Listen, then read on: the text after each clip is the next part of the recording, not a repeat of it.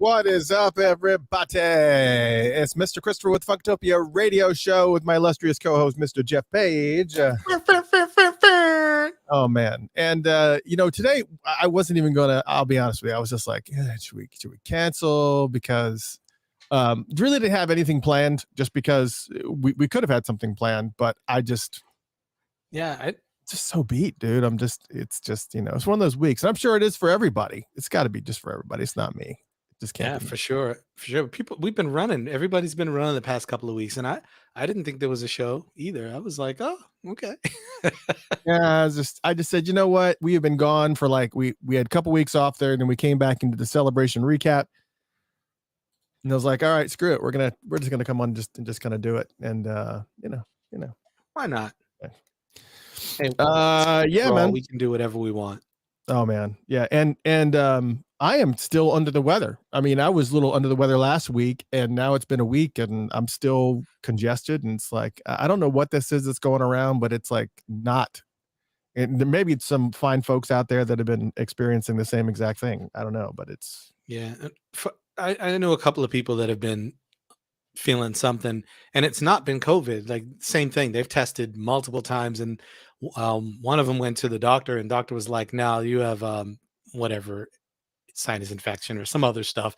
And they said that it's the thing now that people are getting, and it hits and it stays, and you got to do stuff a little differently. So whatever.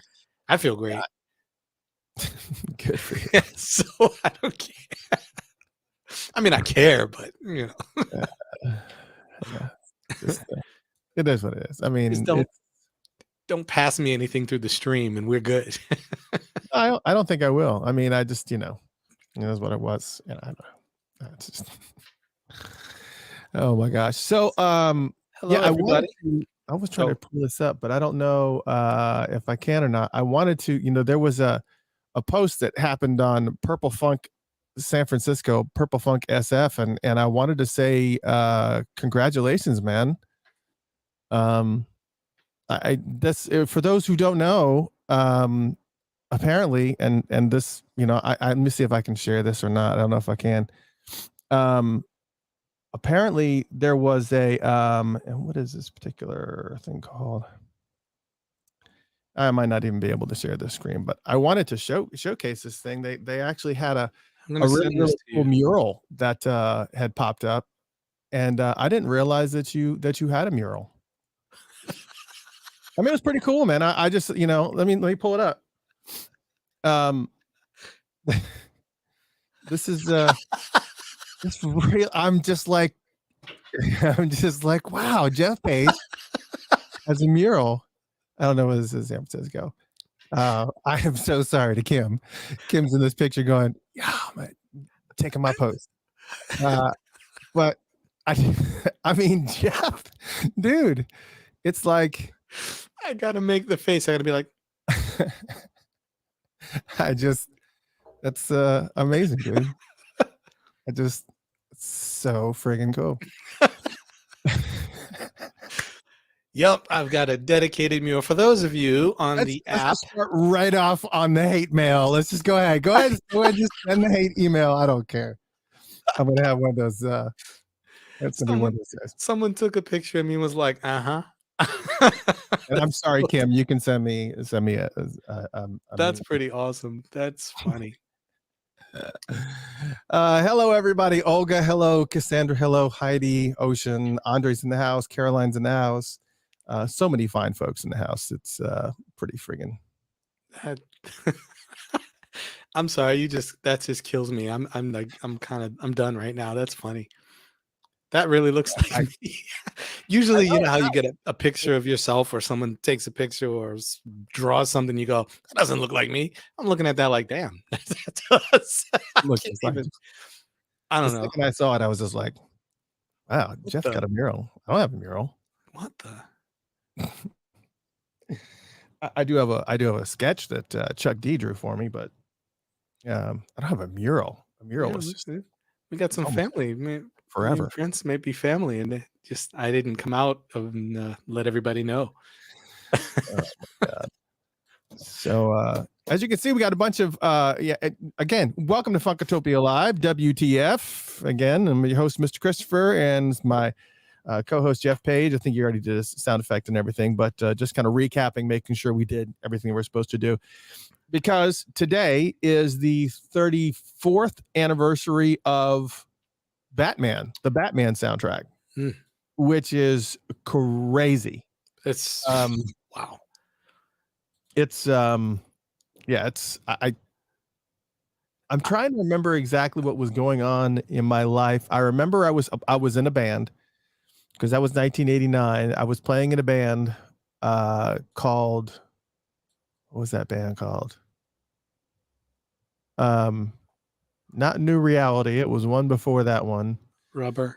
I don't remember what it was. It's Ulterior Motive. I was playing in a band called Ulterior Motive, and I remember the Batman came out, the soundtrack, and the guy that used to play keyboards in the band, we were sitting in his truck, and we were driving to the gas station, and we sat at the gas station because Bat Dance came on the radio.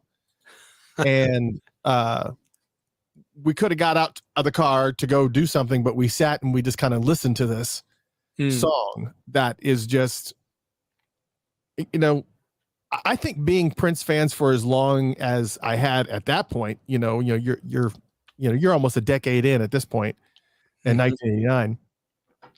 And it's like you learn to expect the unexpected, all those weird offshoot things, is just the crazy wild tangents that he would go off on. But like Bat Dance was probably the epitome of, it's like two songs in one. It basically is. And I remember us sitting in the truck going, this is probably the weirdest thing that I think I've ever heard him do, because he wasn't really doing a whole bunch of scratching and all that little sampling and things like that. There wasn't a bunch of that kind of stuff going on, it was just like, it was, but not like that. So we just kind of sat in the truck and just sat and listened to it, because it was like a long song. And he goes, I'm actually surprised we're hearing this on the radio right now, because radio doesn't know what to do with this. It just doesn't know what to do with this song. But yeah, man, it's it is what it is. It's there's a lot of, and I see a lot of people talking here about Batman. And now I will say that I did a post earlier today on Facebook talking about Batman, and a link to the album chat, and the link goes to Patreon, but the file is locked, so only Patreon supporters can hear it. I was going to unlock it, but nobody asked or said anything. Nobody said, hey, it's locked, or well, yeah, I'm not going to listen anyways. I'm not going to bother. So right. So normally I try to unlock things every now and then, just to kind of give people a little bit of something to listen to. But do you remember where you were when Batman came out? No, not exactly. I do 1989. not. You don't remember? See, that is the only way that I know what's going on in my life. Yeah. What was going on in my life at that time is completely 100% music related. People say, what were you doing in 1987? And I would say, what was playing on the radio at the time? Like, what songs were on the radio stations? What was in the top 40? And then I can tell you exactly where I was and what I was doing. That's crazy. My life is measured in music, which is insane. But I know that I'm not alone. I absolutely know that I'm not alone. Yeah, there was a time where I think I would be able to do that, but I haven't been able to do that in a while. Now I'm like, I don't remember. I remember how something made me feel. I don't remember necessarily what I was doing. So the emotions that might have been there come back. I just like a good story. I don't know. Just saying. Yeah, I just Todd asked, wasn't this the first time movie scenes were sampled into songs? I don't know. Was it? It seems like I can remember some like old Disney movies and soundtracks that had Disney clips in them and stuff. Maybe I'm wrong, but that's an interesting though. But I don't know. But here's what I can tell you. There is actually there are actually two songs that I really, really love that were supposed to be on the Batman soundtrack that Right. I have the full songs, and if you want to hear the full songs, obviously, you can hear them on the radio station, not, on Purple Yoda Radio. But I did have two clips from two songs from Batman that were supposed to be on this soundtrack, but for whatever reason got pulled or whatever. The first one was a song called Dance with the Devil. And Dance with the Devil was supposed to be you know what I forgot to do? Guess what I forgot to do? I forgot to start the radio station. I was It's like I the was just video, saying, for folks. those of you who are, and you cut me off, and then I totally forgot what I was going to say. I was going to mention the radio station. So anyways, welcome Funkatopia folks on the Funked Up app and Purple Yoda Radio. Since I just mentioned Purple Yoda Radio, that's what kind of kicked it into gear. I think I just need to just have like a little alert or something that I set myself and say, start Purple Yoda Radio. Yeah. So if you're listening on the Purple Yoda Radio station, hi, how are you? We're talking about the 34th anniversary of Batman, the soundtrack, which is today. That's actually today. And I was talking about a couple songs that I really, really liked that Prince had considered putting onto the soundtrack, but for whatever reason did not put them on. And we were talking about no, Lawrence goes, do we have to see that picture again? No, because Funked Up app people are all audio, so it's not going to matter. Yeah, is he crushing my mural already? It's your mural, man. You need to go. You have to figure out. You need to get in touch with Kim and find out where that mural is and get your picture taken in front of it. I think it would be amazing. It's got to be like, I would just like, come on, that's legendary. Anyways, so Dance with the Devil was one of them, and that was a song that was supposed to be on the Batman soundtrack, but I guess because of the way that Tim Burton had edited the film, he just kind of felt like I'm not sure if it was Prince's decision or Tim Burton's decision, but if I remember correctly, I remember it being Prince's decision about it being, he just kind of felt like the song was a little bit too dark. Here's a clip of Dance with the Devil in case you've never heard this song. Hold on.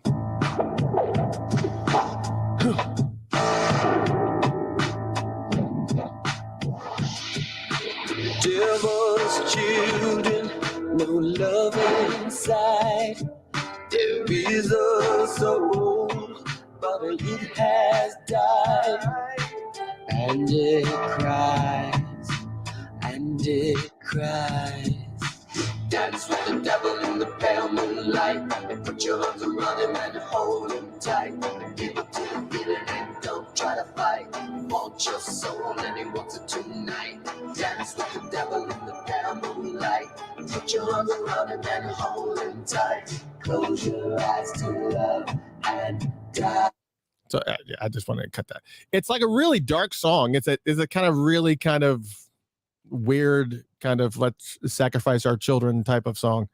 It is but I get it. It is a very dark. Now that one actually uses a lot of clips in it. Like, and Todd was talking earlier about how this may have been one of the first ones to actually use clips like that. This song used a bunch of movie clips. I mean, it had a bunch of weird clips from the movie. And so I guess he must have had a bunch of clearance for that one. Now, the other one was not so obvious. The other song that should have been on this soundtrack that Prince decided not to put on there was another song called Me Touch Myself.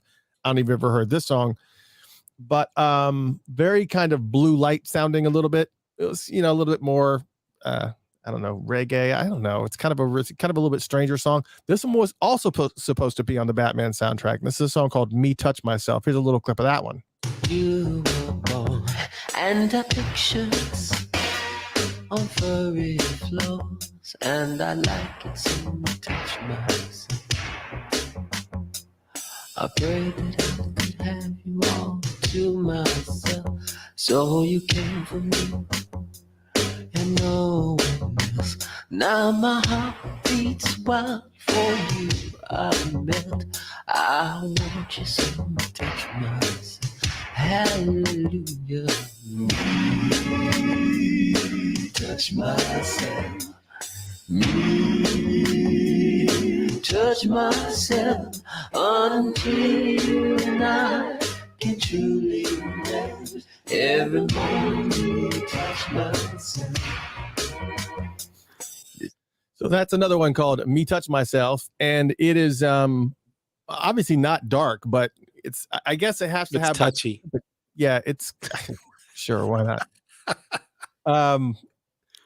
I guess it has to have a specific placement in the movie. You have to have type of Mhm. I guess there was a scene in there where Vicky Vale was a little bit turned on or something, but I don't know that there has to be a song placement that kind of aligns with what's going on. But those are two little, I don't know. It's Right. yeah, it is what it is. But yeah, those are two really cool songs that I think would have been really, really great on the Batman soundtrack and kind of maybe fleshed it out even more. But I mean, Batman soundtrack is great by its own. I mean, without It really any. is. Now, I do actually have the CD version, the Square CD version that I've had for forever. But one that I also have that I have never, ever opened. What? Batman in a tin. And it's got the CD in here, and it's also got the book in here, and it's shrink wrapped. Wow. And it's never been opened. It's never Wow. been opened. Okay. But I already listened to it. I listened to it on the other one, so maybe it, I did actually see there was a guy. Let me see here. There was a guy. I said, I wonder how much this thing's worth. Just curious. And there was where is it at? This one here. This guy is selling it on eBay right now. He's selling it for $65, and it says condition very good. And I don't know if you can see this, but it looks like he tied it to some dental floss and let it drag alongside of his car. Yeah. If this is very good, I don't know what, you must set your bar really, really low, but Yeah. but I was always kind of curious. I mean, I was kind of curious as to what was inside of it. What's inside of this little thing that I have here. And it's, so it's got a foam inserts on both sides. I guess that's what the CD looks like. And it's got a booklet as well. Okay. And it's got, it's got some really, really cool things in here. That is And cool. it's also got lyrics, sorry, let me see if I can click on this, lyric sheets and whatnot. So yeah, Sweet. so that is quote unquote very good. And it's Good enough. This is unopened. And I did not drag it outside of my car. I almost want to open it. But I know I should. Everybody here would be screaming, "Don't you?" They would be screaming. In fact, I won't open it. Yeah. I'll keep it. I'll keep it. Yeah, not yet. Not yet. Say, hey, open it for like a special occasion, like a scotch or something, crack it open. I did it. Me, a big Scotch drinker. Yeah. Oh yeah, that's what was it on the plane that got you tore up last year? What was it on the plane that got you tore up? That little bottle of something she gave you? Oh, a little margarita. The little margarita. It was like margarita in a can, and I was just like, I was like halfway done with it, and it was just like You were like, oh, man. No, I'm just kidding. was like giggling like a schoolgirl. Yeah. So, anyways, it's funny. There's some other things I know we wanted to talk about tonight, kind of hit on tonight. This is a free for all. So anything that you guys want to talk about or that you would like us to answer, any questions that you have about anything that's going on, maybe in the Prince world, or even if it's totally off base and not with the Prince world.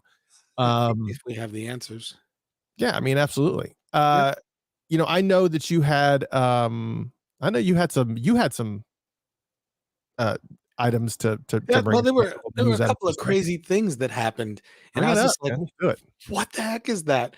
Like, it's not even artists that I'm totally into or anything like that, but I just happened to see it. BB Rexa, and she's she's killing it out there, of course. She's been around for a long time. And so she's got a mega following.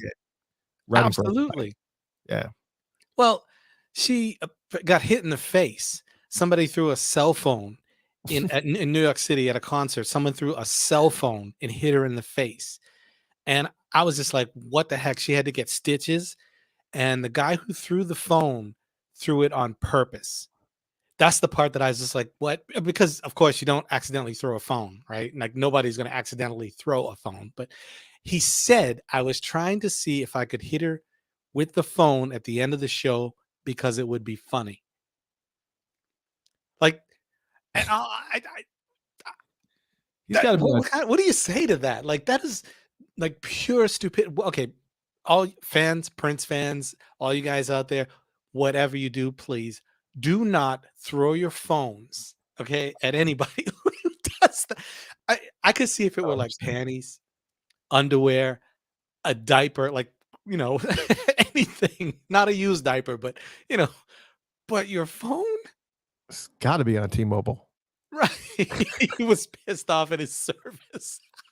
I can't get signal in this bitch. I can't stream.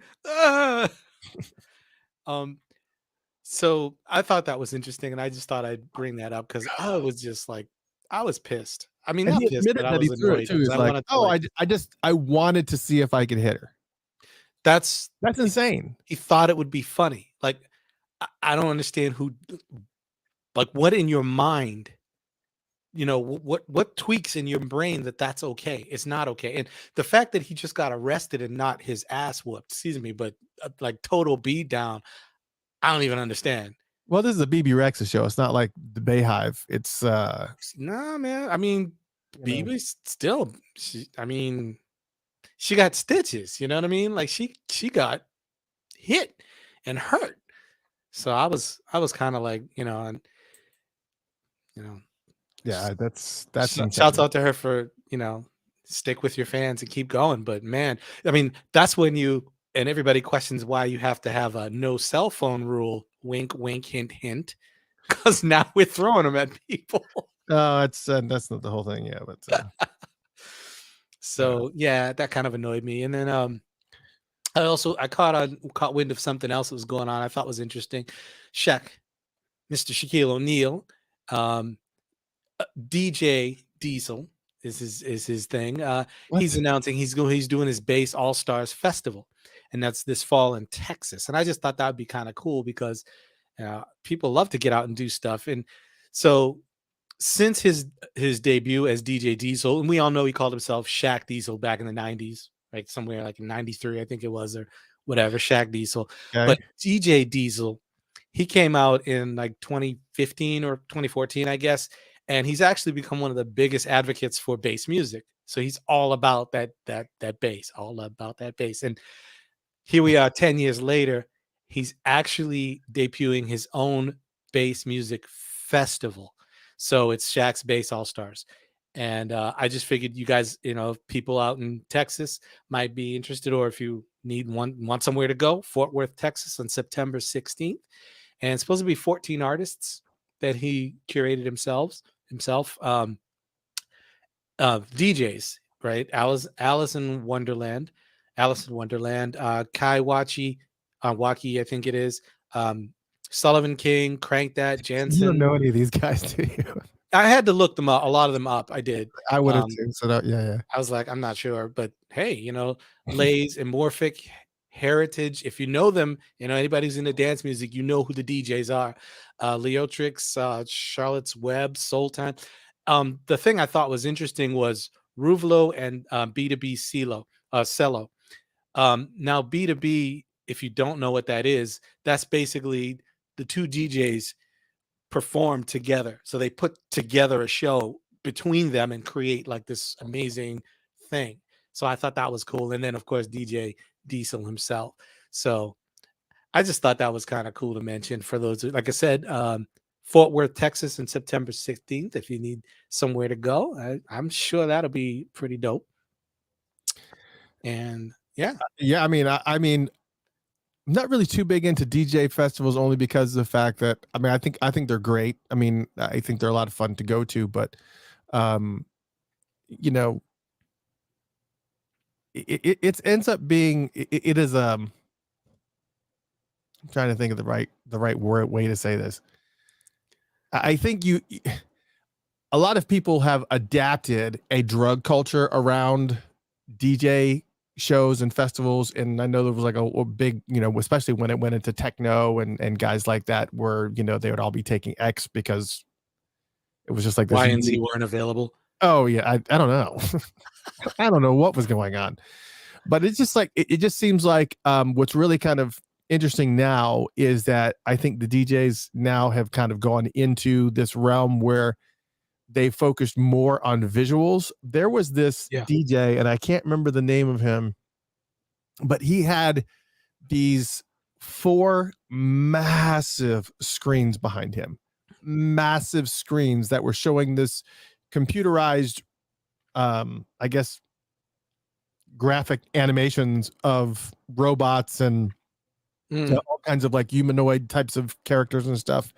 And it was like this whole entire weird, it was like Pink Floyd's The Wall, it was just like this weird movie that you're watching this whole entire time. That's just this insane over the top visuals.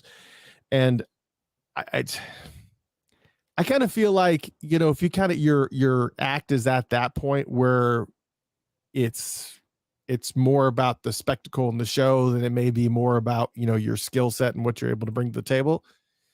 I don't know. I feel like I'm being unfair, but I really feel like that's like the majority of what I've seen out there. I think, I don't know. I think DJs, whoever you are, any DJ, I think DJs are still a blessing to music. So to me, a DJ festival is a pretty big deal. Even though I don't know who all the DJs are, I think that's an awesome thing. Now, the big screens and all the stuff in the background, I happen to think that that's pretty cool, because a lot of times when you go to a DJ show, you're not just going there to dance and get lost in the music. You're actually going there to watch and perform. It's like watching, no, you're not. Our favorite DJs. You want to see them too. I think the visual is kind of, it can be good. I don't know if it's taken away from anything. I'm just an old guy. I don't know. Maybe you're just old. I know. No. Maybe I am. I'm old. Real music by mural musicians. Thank you. We're done here. Yeah. Oh yeah, of course. I mean, I prefer to see a live show anytime. I don't deny that, but I definitely wouldn't take away from DJs. We still need DJs. That's all I'm saying. They're still the ones that get the music out. And if you have music and you need someone to play it, if your DJ plays it, that's actually what you want. So I don't get me wrong. The event's probably going to be fun. I mean, whenever Shaq gets behind something, he always gets extra stuff and always makes it entertaining. There was somebody who just asked a question, and I got to make sure that I put it up here. Chrissy says, any news on the Netflix documentary? There's a lot of people asking that question. That seems to be a regular question that kind of comes up on a regular basis. Yeah. Here's the last thing that I heard. Let me just the last thing that I heard is pretty much all the filming itself for the actual documentary is done. Everything there, from what I understand, they're like a final editing process. And if I remember correctly, I want to say we said this at the beginning of the year, was that we were told, I wanted to say June or July is what we were told, but then I heard Q3. But all being said, I heard that this Netflix documentary is coming 2023. That's what I heard. And everything that has been an issue is around music licensing. That has been the crux from the get-go with all the madness and everything that's going on. I don't know if Charles Spicer is in the audience tonight. Sometimes he's here. Charles, if you're here, maybe you have some insight in this, but here's what I do know. It's supposed to be this year. That's just what I heard. Again, I'm going to be hammered on Twitter. They're going to play this clip and then they're going to put like some little dream halos above me. And it's like, I saw it in a dream. It's like, no, I'm just telling you what I hear. It's funny. It's like, people tell me things from the inside. They'll tell me things and I'll, and and I'll share it, and then it won't quite pan out the way that they had told it to me. Not for anybody else's fault, definitely not mine. That's just what I was told. But people will rail on me. But if I don't say anything at all, it's like, well, if you say you know something, you should say it. Yeah, they get more upset that you don't speak. Yeah. So if I don't tell people what I know, then they get pissed. And if I do say it and it doesn't come true, then I'm just spouting out. So, well, Mr. Christopher, it's called timing. Apparently, you're a little off out of sync right now. But completely and totally out. Yeah, speaking of Netflix, not again, not music, but for all of you Squid Games fans. All right. I'm sorry. I watched Squid Games. I was just like, what is going on? Squid Games was amazing. It was. That was it took me a couple of episodes to get past the syncing, the audio sync. Yes. It took me a couple of episodes to be able to just like get past that. But I thought they did it really, really well enough where it made it so you didn't I agree. I just love it. Well, they did it, man. Season 2 is coming. So I'm just like, yes. I don't know when the exact date is, but there is going to be Squid Games season 2. So I'm sure that's going to be big time. It's going to be the same. A couple of the main guys that were there back. And I'm just like, oh, it was good. I mean, there's so many different things that they could do. I mean, you think of all the different ways you can torture somebody via a game that could, make people torture each other. They did a great job with that. The only limit is your imagination. That's it. It's just, what kind of crazy, because that was the whole thing. I think they did a really good job with the backstory on Squid Games, but at the same time, sprinkling in enough of that craziness. Oh yeah. Where you were just like, man, this is ridiculous. Yes, I knew I took it off topic, and everybody was talking about the Prince documentary, but it's still Netflix, so I was partially there. So yeah, I'm excited about that. No release date though. No, I didn't see one anywhere, but I'll keep an eye out just in case. It may come up. I'm excited about it, so you guys can pretend to be excited for me at least, right? Show some support, man. Oh my God. So I wanted to show this to you because I know everybody's kind of definitely celebrationed out. We kind of did all that prep work coming up to the celebration, talking, and did all the live feeds from celebration, and then last week we did the recap. But I found it interesting that one of the most legendary rock and roll writers on the planet, John Bream. Also, I might add, I was talking about, I can't get this right now. There's a magazine called Purple Rain, REIGN, that he had written. It was kind of like, I actually have it right here. I don't have to stretch too far, but it is Purple Rain rocks. Oh, I'm sorry, Prince rocks Purple Rain. That's what this is here. Okay. But basically, John Bream wrote this. It's kind of like a little bit of a mini book, I guess, on Prince. And this was released in 1980 something or other. I want to say it was like probably 1986. Let's see if we can find a date on this thing. Anyways, oh no, I'm sorry. This was 1984.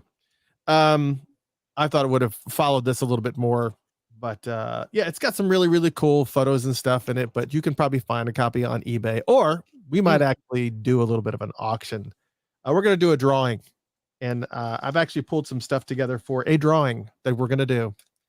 And this will probably be in it, a little bit of collectors and whatnot. That might be in it. This sealed copy of New Power Generation, The War on cassette, actual cassette, not USB cassette, actual cassette. Sweet. All these little things are going to be cassette. there. we're gonna do like a package, and we're gonna do like the drawing, and we'll put it together, and maybe like we'll it. make the announcement at the end of the show here. We're gonna do a drawing for items. And You know what else I want to talk about? I want to go back and talk about people's favorite song from Batdance from the Batman soundtrack. oh yeah, Because I know you posted that in Facebook, and I didn't read all the responses, but like we all have our favorites, and it may not be one, of course, but we're trying to narrow it down a little bit. I had a hard time. What was your favorite from that whole? There's a bunch of great songs on the Batman soundtrack. Some of the weird, the ones that were kind of a little bit off kilter. I like Lemon Crush. Yes. There was just something about, I always like that kind of weird, kind of like a little bit of back mask filling. It's just the way that he kind of programmed drums that were just a little bit unusual, a little bit weird.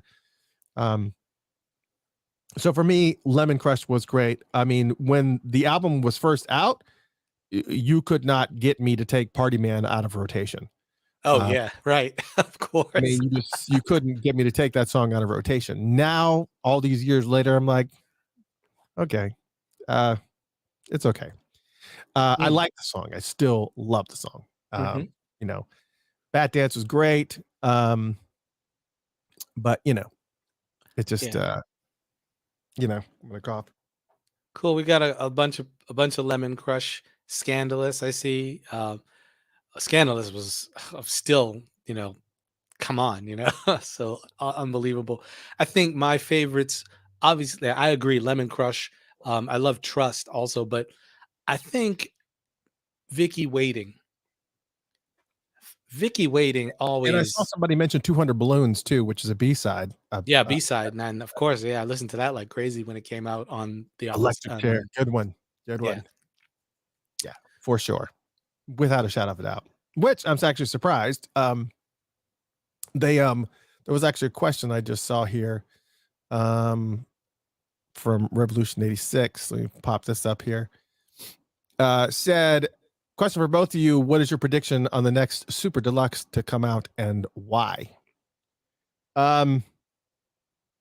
Well, here's kind of what I think.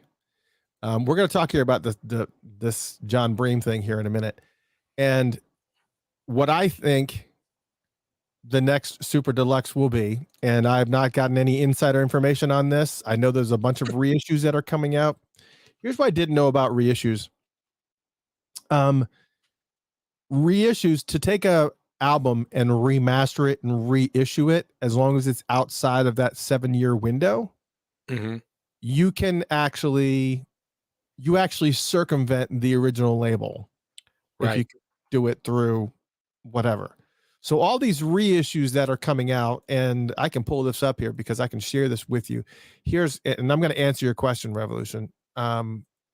This is the reissues that are coming out now. You can pre-order them now. Love Sexy is coming out. Come is coming out. The Gold Experience. Sorry.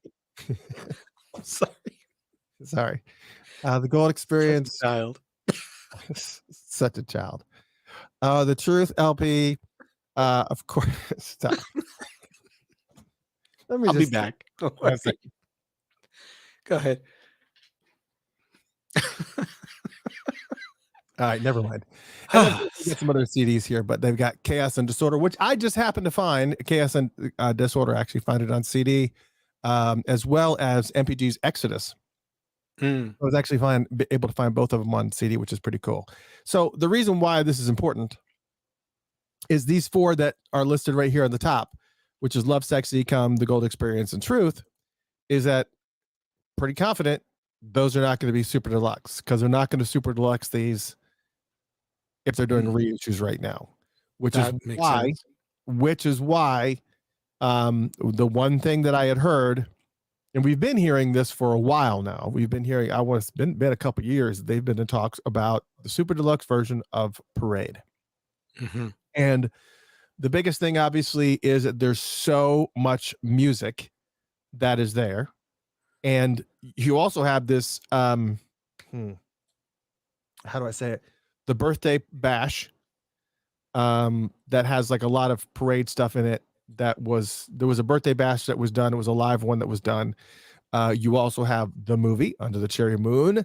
You have a lot that you can wrap into this super deluxe. That's true. I just think there's a lot that can be wrapped into this. I do also remember though that one of the biggest issues that they had with the parade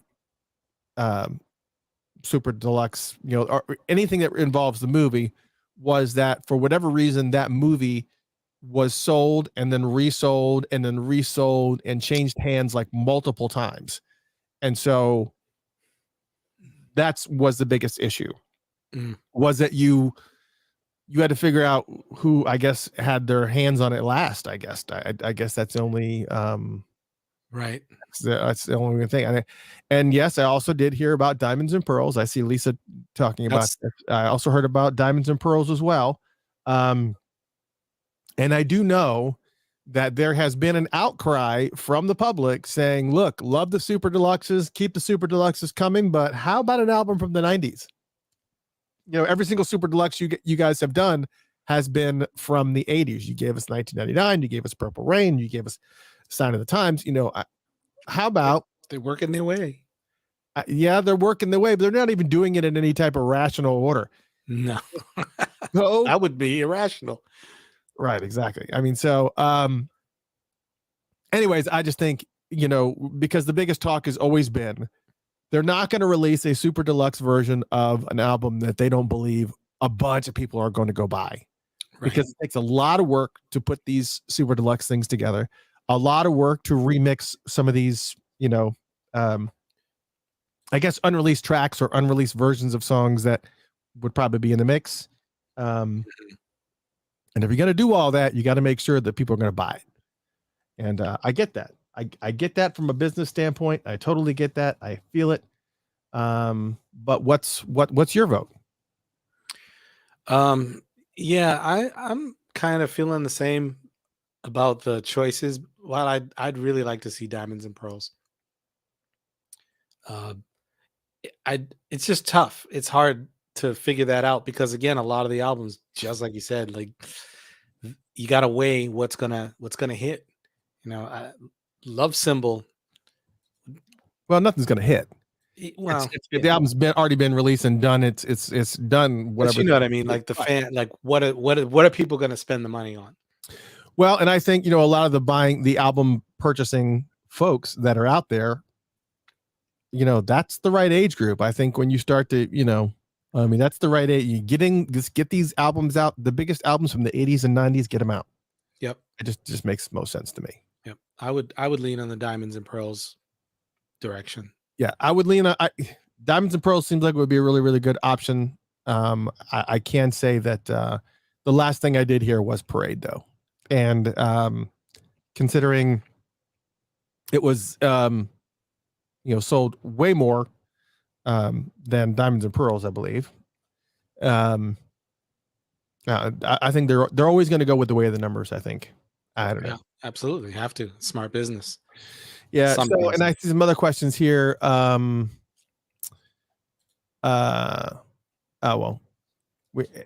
130 says we didn't get the super deluxe edition of Purple Rain yet, just a deluxe back in 2017. That deluxe was originally supposed to have essentially been the first SDE. I don't.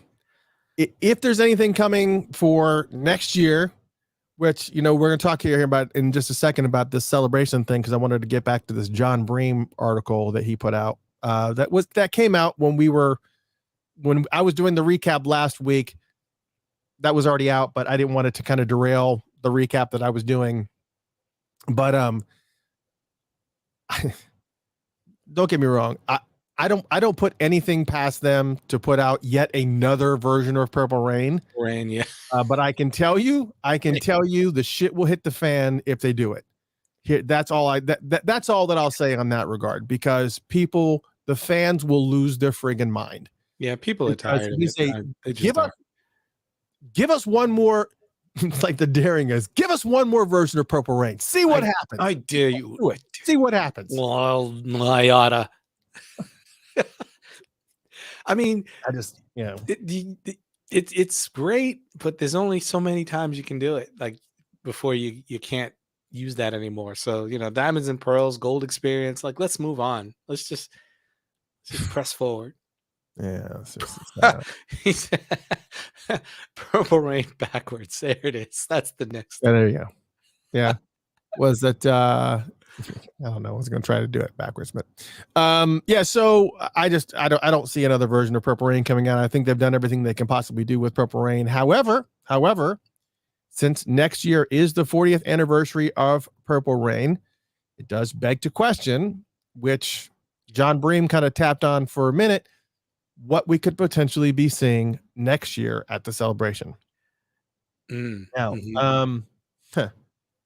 Well, while you drink, I just want to say that one thing I would love to see, because it's probably there, is the vault.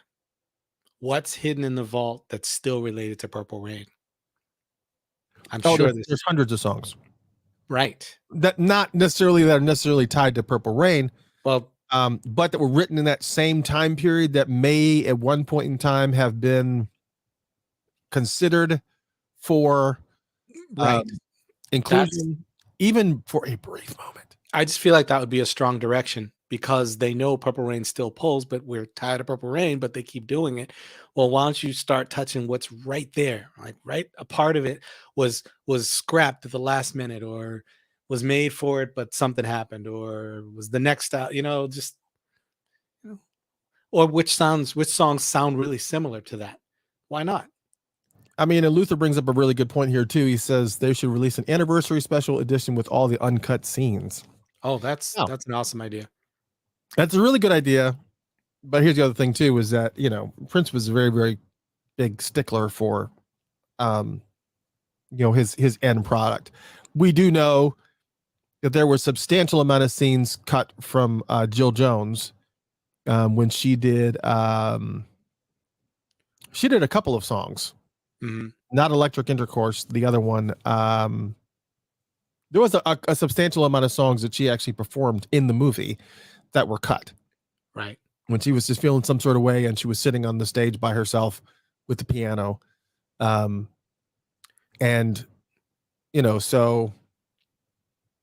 Well, and you got to remember, even though we'd love to see that, they were cut for a reason, so.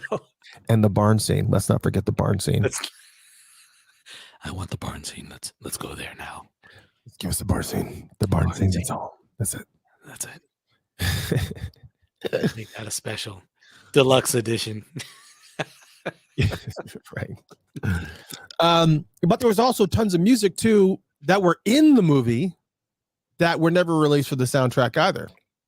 There is actually a version of the complete soundtrack from Purple Rain that you can find out there. I have it somewhere on my hard drive somewhere, but all the weird things like, when he first walks into the basement and the drum is going doo, doo, doo, doo, and all that weird music that's in the background. There is still a ton of that stuff that has never seen the light of day, and you can only get it from, I guess, either extracting directly from the DVD itself, right? Figuring out a way to pull other audio and stuff off of it so that it's just the music, the backmasking of the woman that is was she crying? It was like she was crying, or she was doing something in her, I can't remember. Crying, yeah. Crying. No, she ain't crying. Yeah, sounds like she's having a good time. Like a good cry. But all kinds of stuff like that. That's all through there. Mm-hmm. And I don't know, but it does beg to say the estate. Okay, I know that both Londell and Charles watch this broadcast, or at least listen to this broadcast every now and then. So here's what I can tell you guys. Let's go ahead and get planned, because if you do next year, and miss the significance of the 40th anniversary of Purple Rain at next year's celebration, Yeah. they're going to call you to the carpet. So Yeah, nobody's going to want to miss that. I mean, you just got to make sure. You have to make sure that there's something going on. Whether it's what would be awesome, I got an idea. How about Prince live on the big screen? You bring Kirk back into the mix to kind of help you kind of pull all this stuff together. You do Prince live on the big screen. It is Purple Rain, the tour, Purple Rain with the Revolution. They're live on stage. Yes, with Prince on the screen. I that's what's got to happen right there. Mic drop. I'm not dropping this mic, but mic drop. There you go. Prince live on the big screen. The Purple Rain concert with the Revolution on stage right there. Done. That's it. Done. Nothing else to say. Let's not even. Thank you for tuning in tonight. Good night, everyone. Good night. Don't call us and text us and question it. Just do it. That's it. I agree with that. Oh my God. Yeah, I mean that's it. That's it right there. Period. I mean, you at least got to do something to, something that's going to be along that line that's going to make people go, oh, shiznit. This is like way beyond what, I mean, you can't have all that power and all that material and everything that you have and, and not do something that's grandiose like that on such a momentous occasion as the 40th anniversary of Purple Rain. I agree. And you sit on your hands and wait till the 50th, but you are rolling the dice because, man, some of these folks, I love all of y'all, but getting OAF right now. Ain't and no spring chickens. You're getting OAF. Yeah. All of us are getting OAF. So, 10 years is a long time. Right. Tomorrow is never promised.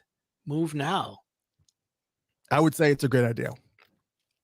I was just like, well, and of course, Andre's saying tickets are going to be $2,000 if they do that. All right, let's take a pause just for a second, shall we? Let's take a pause and look at the John Bream article. Actually, we don't have to look at the John Bream article, but what's pretty amazing, I do want to showcase some of this stuff. We had talked about a few items on there that they actually have screenshots of that I want to share. The first thing, obviously, is so this is from the Star Tribune, John Bream. It's called "The Good, the Bad, and the Quotable at the Prince Celebration 2023." This right here is I don't know if I can even get any closer on this. I guess I can't. The screen that I was telling you that was like some kind of a white tarp or something that they had hung up. Yeah, it wasn't even a movie screen. It was just something that was just kind of hung there that they had put the video on.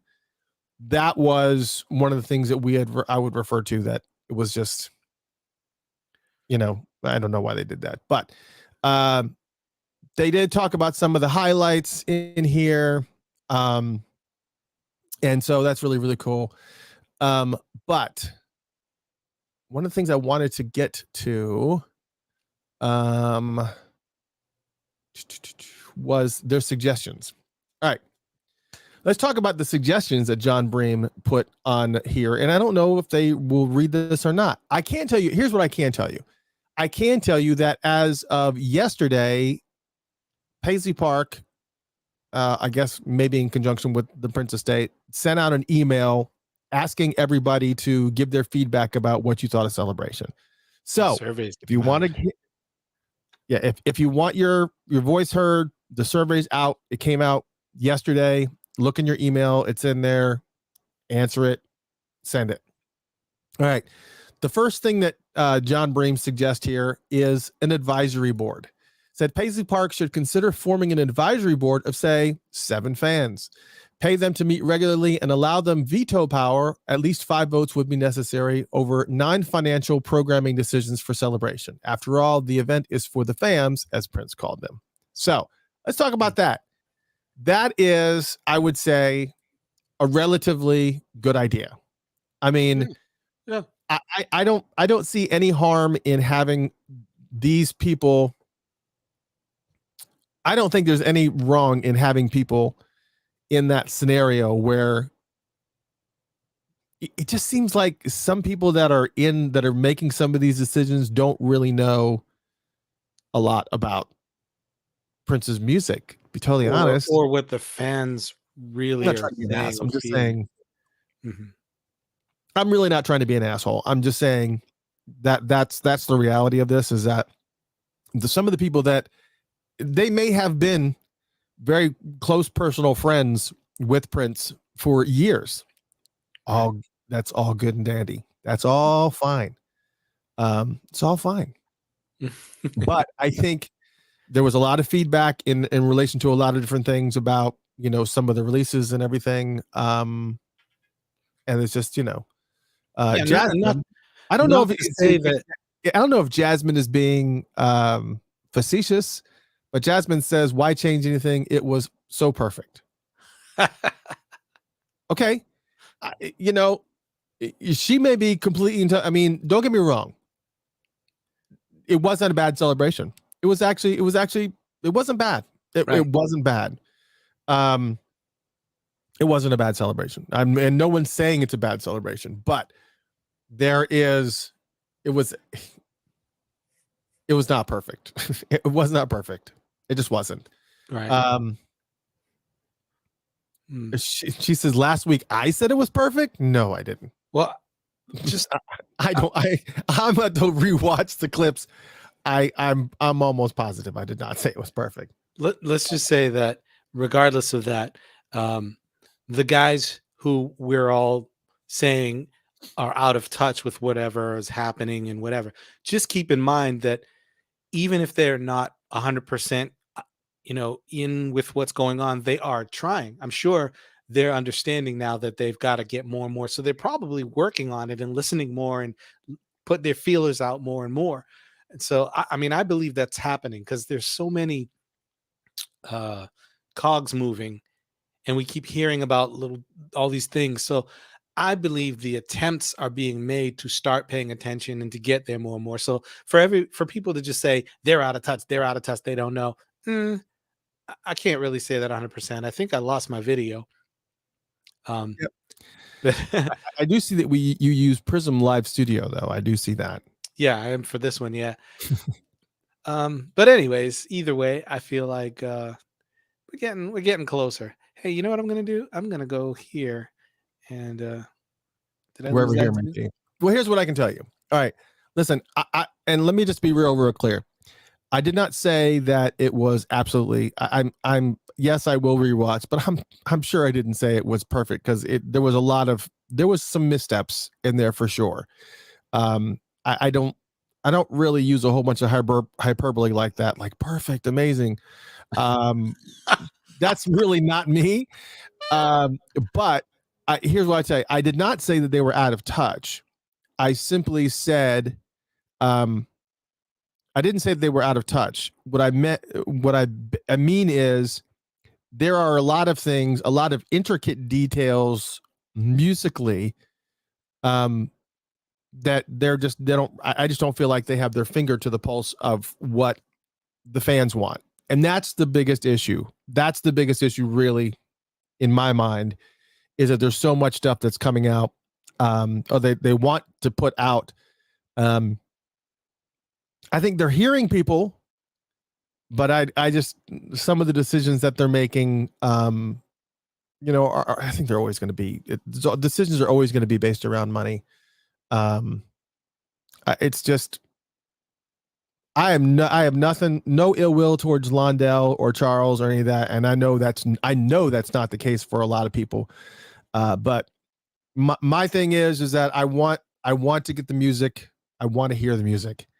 And I want to hear the new music, and I really don't care who's holding the keys. I really honestly don't. I just I obviously want the best for his fam, and his actual, bloodline, his family and everything, but the reality of it was there wasn't anybody to kind of hand it off. But if there's going to be somebody that's going to be in charge of pressing all the buttons and moving everything the way that it needs to be moved, yeah,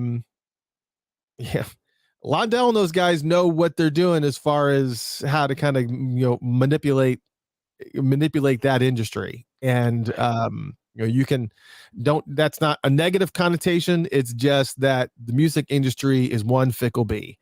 And Londell's been in it for a minute, and so is Charles. They've both been in it for a minute. And I just want the music that and we all want. And everything has to have a purpose, and in due time, they like you said, they have been in it for a minute, and sometimes what we don't know is the reason something's not happening. So Andre's like, so you're saying they're out of touch? Yeah. I said. I'm just saying there's things that the fans knows that they don't. They should have a little bit more faith in the fans that we actually have. I agree. I agree. Have a little more faith in what and of course, they get complaints and word from everywhere, but the truth is they know where to look. It's not like that people aren't out there seeing who is actually saying something logical and who's just a griping person. They can ban everybody and block people, and so everybody knows who's out there. So all they have to do is figure out who really to pay attention to, and I think they'll be all right. Yeah. So let's let me just get to the other things that he suggested. The next one is reconfiguring panels. John Bream suggested limit panels to 3 people plus a moderator to encourage a flowing conversation, not merely a rigid interview in which every panelist responds to the same question. So like, when did you first learn about Prince? And you and you, and it's, just to kind of broaden it out a little bit. He said panels should be respectful, but not necessarily always polite. That's kind of a weird thing to say. Fans deserve a full portrait of Prince, not just sanitized hagiography. What is a hagiography? I'm going to figure out. Hold on a second. That's why they have shows like this, man. They can come on here and be unhagiographic. Define hagiography is a biography that idealizes its subject. Okay. All right. I just learned a word today. I'll probably never use it again, but I'm going to tuck it away. I was today years old when I first heard it. That's right. And then it says panels to consider. Drummers, a drummer panel, Bobby Z, Sheila E, Michael Bland, a publicist, Howard Bloom, Karen Lee, Michael Pagnotta, concert sound engineers, Scotty Baldwin, Cubby Colby, Glam Slam Nightclub, Ruth Whitney, Gilbert Davidson, Sotera Shetter, Paisley Park and NPG Records, Alan Leeds, Craig Rice, Trevor Guy. All great ideas from panels. Yeah, absolutely. Yep. All great ideas from panels. Let's see what I got here. All for it. This is a good one. Corporate, because when I think about the panels that we had at this celebration, there wasn't really a whole bunch. You had, the thing about it is that there was supposed to be a panel on the significance of 7, and the significance of 7 kind of lasted, just that content part alone, question wise, maybe lasted maybe 10 minutes of it, and then everybody just kind of migrated to stories. The Shaka Khan panel, I kind of felt like there was pieces of it that obviously were relevant to Prince, but it was really kind of more focused on her career and kind of maybe more angled towards what she felt like may have went wrong. Hip hop panel, I think, kind of stayed on task. That kind of stayed on task. It's because I think Chuck D and Tony M were obviously there to kind of make sure that it did stay. Yeah, because it's really about who's running the panel, like who is the the word I'm trying to come up with. The moderator. The whatever gator. Moderator. the whatever gator. So whoever's moderating the panel is the one that has to steer the direction and kind of make sure that those things happen. So if it starts derailing, That's not on the panelists. Yeah, the guy that was moderating both that one was Reg Chaplin, and he also did the fan panel as well with Violet Reality, Funkenberry, but Violet Reality, Funkenberry, D'Angela, all of which is, was cool. I think they stayed on task because they're trying to obviously talk about. So let me, since you just mentioned that when we're talking panels, so I need to, I want to ask about the fan panel thing. Rodney Fitzgerald, right? Rodney will kill me if I didn't forget. Go ahead. I heard something, so I want to know if this is true or false. That's what I want. Okay. All right. We get a truth bomb right now. Go ahead. The truth bomb. We need the truth bomb, because if it's true, then I think it's awesome, because hey, Funkatopia supports. So true or false? Is it true that during the Prince fan panel, you sat in the front row with the Michael Dean podcast on Prince shirt on? Is that actually true? The Michael Dean podcast on Prince shirt. I need to know if this is true, because I have an opinion. Is this true? It is true. That's cool. It is true. Okay. I sat front row for the fan panel with obviously me being there, and I did have Michael Dean's podcast on Prince t-shirt on. So yes, I did do that. That is true. That is true. I see. I have, I have to put it, because I think that's awesome, because, we're there, it's Funkatopia, but we're supporting each other. So I'm just like, that's so cool. Okay. Cool. Yes, it is true. I don't know anybody ever got a picture. I was wearing that shirt pretty much all day, Michael Dean's shirt all day. So we got to reach out to Michael Dean and have him put on a Funkatopia shirt. That's awesome. I like that. I do. I think that's how it should be. Because yeah, I mean, I kind of felt like I don't know who they asked and who they didn't ask. I just kind of felt like, look, if there's gonna be a fan panel here, right, I feel like I need to at least be there for presentation purposes, just to support the show. I'm part of that fam as well. And then obviously Michael Dean, good friend, and I happen to have a podcast on Prince shirt, and so I popped it on, and I was there front row, and I know I kind of felt like I was making them feel awkward, because like I think all of them at one point in time were like looking at me as like, why is Mr. Christopher sitting on the front row with a Michael Dean shirt on? Like, is he trying to pick and choose? No, man, that's what support is all about. Man, I just love it. I just, that's why I'm like, this, you know what? This needs to be, I need to be sure first before I even say anything, because I think it's awesome. Yeah, it was, that's true. I'm sure somebody has a picture of me with that shirt on for sure. I took so many selfies. Maybe there's a mural. Maybe there's a mural. Well, I guess big convoluted mural for sure. Me with somebody else's shirt on. What was the other thing? It's this, but yes, there's your truth bomb for the day. So the panels to consider, the drummer one, the concert sound engineers was really, really cool. So many different things. Corporate sponsorship. This one made the absolute friggin' most sense to me.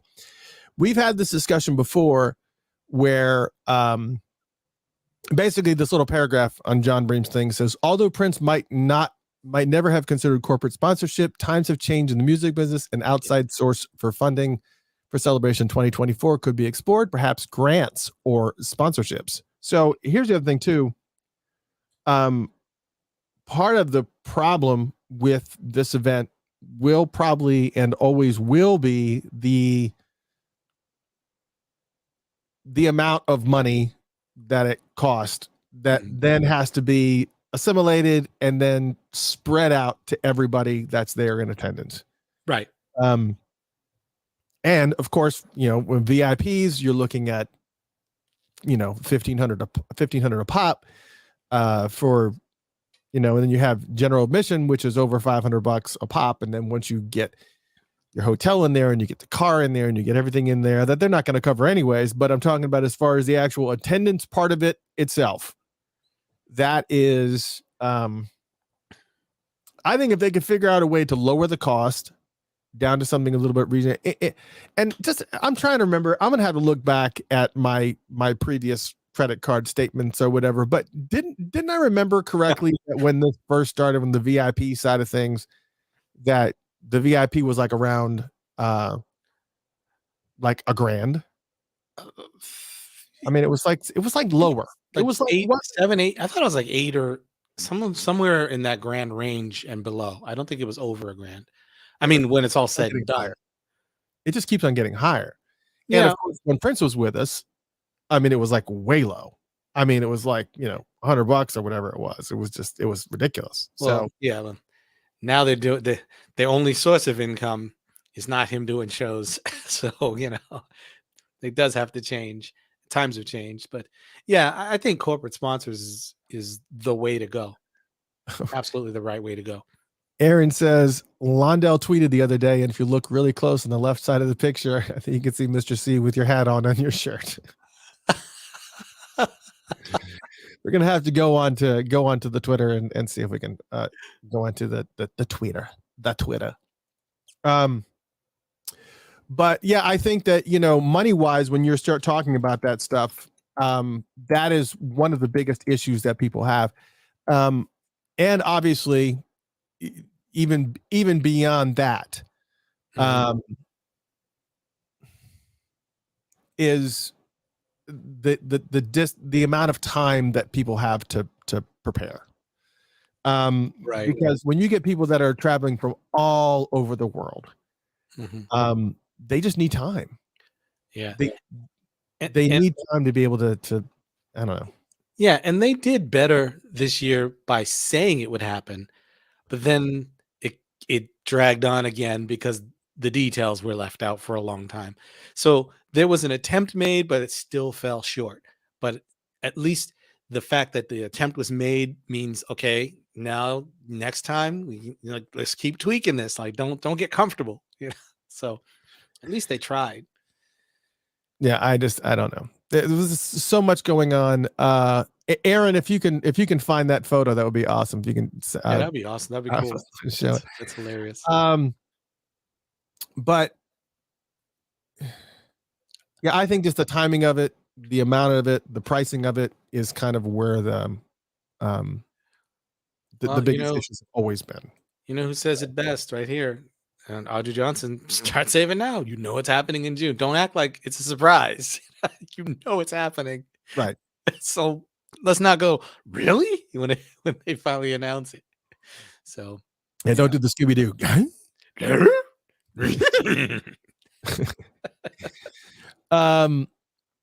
And I think there's and of course the other thing too, we had talked about this before. Ocean says it here.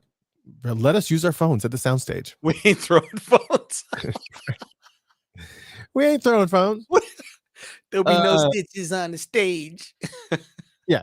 I mean, that's the reality of it too, is that, one of the things, and the core of what I wanted to get to on this conversation here, was and that was all the suggestions that they kind of had. The corporate sponsorship I thought was a great idea because it helped to offset some of these costs. You get somebody that come out there, like, sponsor, what's that major food provider that always provides foods for like movie sets and stuff? What are they called? Craft services. Yeah, like I'm thinking movies, like that, right? I'm thinking behind the scenes. I'm not saying you're making movies, but I'm saying, there's got to be massive sponsorships of things like that can be done. It just seems such an easy, I don't know. It seems like there could be something done. There's got to be some type of corporate sponsorship that makes sense. That's where you got marketing teams for. They can figure that out, help offset some of these costs. And one of the things that we also talked about the fact that last year, for all these years, they make us lock up our phones on the soundstage, make us lock up our phones for the Stokely show, make us lock up our phones for the the Sound of Blackness show. Why? Yeah. Yeah, that was kind of Because surprising. because Stokely's not making them lock up their phones at his concerts. Exactly. This is only happening here at Paisley Park. So it's not like Stokely's like, everybody put your phones up. I mean, he's going to adhere to whatever policy Paisley Park puts on him. But you want to be able to reach a younger audience. That's what I said this last week. That's what the younger audience is doing. They're capturing moments. They're capturing clips. They are sharing them and resharing them and right then and now. Stuff. Boom. And you are taking away that virality, just totally destroying it. Yep. Because the real time action right now, this is what I'm doing right now is what hits. And they need to be a part of that.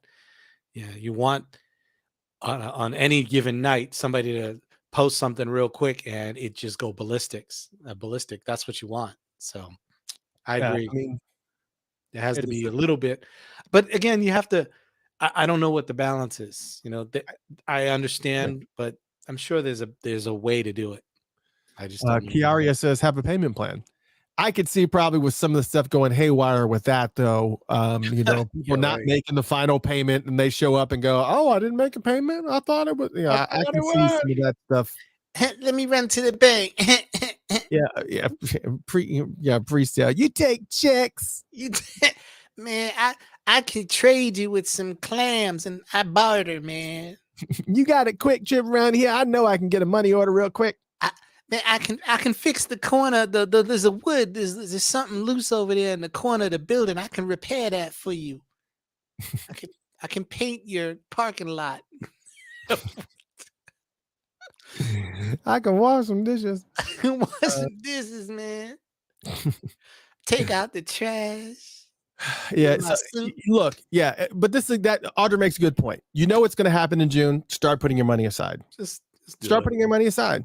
You got an entire year to do this. You obviously want to make, pay before, that, but you start putting aside $100 a month, and that's still a lot of money though. But you start putting together $100 a month, just kind of putting it off to the side. Anytime when you get your tax money back, most of you have already gotten that and spent it and whatever, but just do it. And if that's what you want to do, it's a lot of, yeah, Heidi also says the website has a spot for a promo code, but never heard a promo code materializing. Yeah. So, there may actually be a promo code. There may actually be something where they may have like maybe some attendees or some other people that that they want to register for the event, that they need you in the system or whatever, but enter this promo code when you get it and it will just make it 0 or what, they probably have it in for some internal stuff, just for registration purposes, but not for a general customer type of thing. So, I get it. Pete Funk says, have less gassy food. I can't say there's nothing. Okay. When we came out for lunch and they served shrimp and rice and beans. That's hilarious. I said, who? That's the smelly stuff, man. This is gonna be an interesting second half for sure. I mean, now granted, you have with rice and beans, you have like a few hour window before things, start moving around and whatnot. But yeah, it's I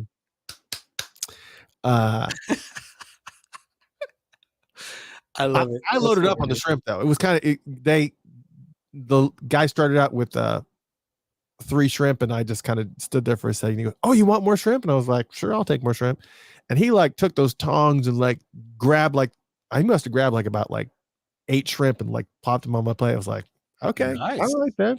Yeah, you can eat less rice and beans, more shrimp." Yeah. And that was also because the VIP, we were doing all veggie inside, and then I come outside just to make a phone call, and there was I see that the GA is getting hamburgers and all kinds of other types of food. I'm like, dang, I should have come out here. And so Right. I guess I got to start paying attention to that too. It's like, granted, I would have had to pay for that, but I would have preferred to pay for a hamburger than to have, it was some type of cauliflower curry. It was what it was. It was like some Indian food, but it was all veggie. It was a veggie curry. Oh, cool. Which I liked. It wasn't bad. Yeah, But other that's people were just like, I don't even like cauliflower. I'm like, well, got burgers outside. Yeah. Okay. So, anyways, lots of different things that I feel like they could obviously do with this. But the biggest thing, these are all like nitpicking things as far as like what food are you serving and what, Right. the payment part of it, that it's going to be expensive. If you're going to go GA, I think consistently GA has been over the past couple of years has been around the $500 to $600 mark. So that's kind of where you got to put your headset if you're going to go GA. Right. If you're planning on doing VIP this year, you got to put your headphones somewhere mindset's got to be somewhere around the 1,200 mark is probably where you got to be. But will it be less money next year? I don't know. However, I can tell you next year, I will be shocked if they don't do something to pay homage to the 40th anniversary of Purple Rain. Yeah, I agree. It would be ridiculous if they. I mean, I just can't see it. If they didn't, that's going to be pretty good. Aaron, I think you have my cell phone number. I'm still looking for that photo. Yeah, Aaron, I got your phone number. Aaron, I'm sending you a text. So if you do find that picture, I want to see it. I just yeah, right. Exactly. I just sent you a text. Also, I think that's a great idea. That Prince live on the big screen, recreate the Purple Rain tour with the Revolution on stage. That is it, man. That's a great idea. That would be awesome. I'd love to see that. That's it. That's just it. I mean, enough said. I don't see how you don't do that. And find a way. That's all. There's always a way. Yeah. So anyways, but you got to do something with it. And I think, the majority of it's got to be a Purple Rain panel. You've got to have, panels with the Revolution. You got to have, because I mean, just the stories that just the Revolution themselves have could fill up days and nights. Exactly. Joni Tail says, while everyone is still alive. I mean, I know it's kind of a little bit tongue in cheek, but that's the reality of it. We always talked about like these massive, shows that they could think about doing. But the problem is that a lot of the Prince camps don't get along with other Prince camps. That's always kind of been problematic. And I don't know why that is. I don't really want to get into the personal, stuff and what may have caused certain dissension among one group to another. Why NPG has a problem with the Revolution. Why Sheila E has a problem with the Revolution. Why, I don't care. But at this point, it's kind of like. They'll work it out. It's about the music. And I think once you're on stage and that music is flowing through you and you are reliving your best years on that stage, that stuff just falls to the wayside so quickly. Yeah, right. And realistically, for all of you guys, it's not about you anymore at that point. It's about the show. It's about the time. It's about that moment. And if that offends anyone, sorry, it's not about you. Your performance is about us and the love of everybody's whole thing coming together. And I think if Paisley Park could work it out, they would combine everything that they're doing dedicated to Purple Rain and include First Avenue. And I think somehow those two should come together and make something between the two of them, because First Avenue, Purple Rain. I mean, that could be something too. They have to. They should be doing something big. Remember, Joni. Well, Joni, let me before, because that's a great idea. Joni says they have a full year to book those commitments. The estate should be working on it from now. Absolutely, because I guarantee you, every single one of the members of the Revolution has already, they are well aware that the 40th anniversary of Purple Rain is coming up. They are fully, completely, 100% aware. And the reality of it is they don't necessarily have to play nice with Paisley Park. True. They could. The Revolution, realistically, not to, throw any ideas out there that will, circumvent any of this, but the Revolution could easily just decide, hey, we're gonna take this on the road. We're gonna work with Kirk Johnson. We're gonna put this together because he's like, Kirk is one of the guys that really kind of helped to craft some of that stuff. The Prince Live on the big screen stuff. We could recreate this and hit Detroit, hit Atlanta, but there's nothing wrong with that. Hit LA, hit all these places, hit downtown Minneapolis. We could hit all this and not just make that one bank at Paisley Park. We could hit all these different locations. No, but why couldn't they make it on the road, take it on the road, and make Paisley Park a part of that on the road, part of the tour? Because then there wouldn't be any significance to that one event at Paisley Park. I don't know. Because then you're taking because that would be the piece de resistance, right? That would be the biggest thing at the event. And if they open it up with Paisley Park, and if maybe that would be something that would quell both. If somebody could do that, if somebody could pull that off and could, I could do it. If they can manage to see that big, huge chunk of event somewhere else and not have to travel to Paisley Park, maybe it's somewhere in a town closer to them, that's going to be a little bit more financially feasible, because that if they did take that on the road, the tickets are going to be, even at the high end is going to be what, $150, probably somewhere in there, and you would willingly pay it.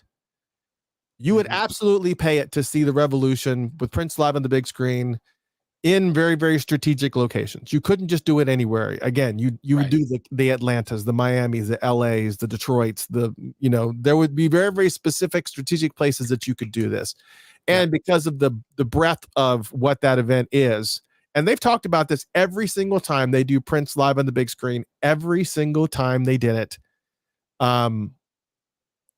It was the chatter just starts happening. When y'all taking this on the road? When y'all taking this on the road? Y'all need to take this on the road. Now, here's the other thing too. And this has happened in previous celebrations, posthumous celebrations, is that when they did Prince live on the big screen, they held it at other venues. So everybody that was at the celebration, you got up and you went to another venue. When you went last year to the Prince celebration, they had the NPG Prince live on the big screen, but it was at Paisley Park. The previous ones they did, a couple of previous ones they did the Prince live on the big screen, they did it the one time at the arena in Minneapolis. Oh, wow. And they did it, and everybody, that was part of your attendance. Part of your attendance is if you had the badge, you were given tickets to go to the event. So if they wanted to do the kickoff in Minneapolis and they wanted to do it at the arena that's part of your credential package. That's cool. The envelope with the tickets in it, and then you would go. If you were a VIP, you sat close. If you were not VIP, maybe you got side. You got the side thing. They already did it already, so it could be done on a bigger scale and not have to contain themselves within Paisley Park. And you get these guys that have been there and have done this crap since the beginning, like Gilbert Davidson. Gilbert Davidson is a friggin' mastermind. Right. You get somebody like that who knows, all right, look, we know we can pull this together. We can get the Revolution. We get the Prince live on the big screen. We have the whole thing to do. We'll have it done at what's the arena that they have down there in Minneapolis, the one that's right across from First Avenue. I don't know. It's Target Center, I guess. The Target Center. You do something where it's like massive, where everybody can go. If that's the one thing that they want to see, cool. They can all go, and everybody gets attendance. Target Center. Thank you. Everybody gets attendance goes there. That would be great.